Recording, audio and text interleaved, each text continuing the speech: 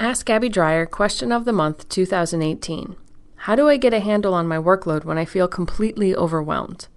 Whether you just got a whole bunch of stuff dumped on you at the last minute, have just come back from vacation with everything piling up while you were gone, started a new job, or just somehow let all the little things build up over time, it's easy to suddenly look around and not know where to start. I found that making a list of everything that I need to get done helps me feel like I have some kind of control over what's ahead.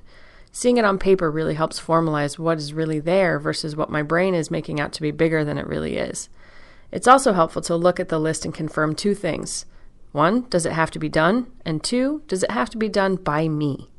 If something on the list is not really necessary, take it off your list. There's nothing more freeing than looking at something and saying, that's not worth the time it would take to finish. Delete. Next, what items on your list can you delegate to someone on your team or ask for a colleague to help you with?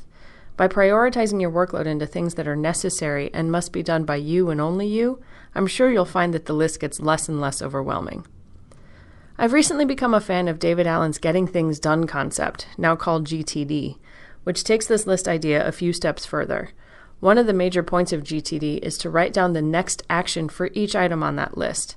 That way, you can know exactly what you need to do instead of being overwhelmed by the enormity of a single item on that list. For example, maybe you need to plan the next team building workshop. That's a huge task. However, your next action is to set up a meeting to brainstorm on topics and themes. Setting up a meeting is way less overwhelming than planning an entire event. Project managers call this focusing on the critical path, making sure that the necessary things are completed rather than getting swept up in the less critical nice-to-haves. Schedule that meeting and you have one less thing on your list to overwhelm you.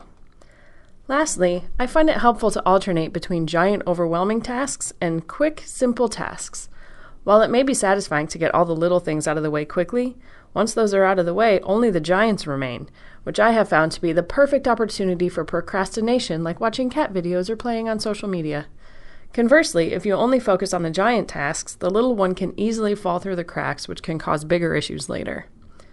There are always going to be times when the to-do list is longer than the number of hours in a day. Be kind to yourself, take control of the list, and do what you can. You can always tackle the next item tomorrow. Thanks for the question. If you have a question, please submit them to info@askabbydreyer.com and check us out on the first Friday of each month. See you next month.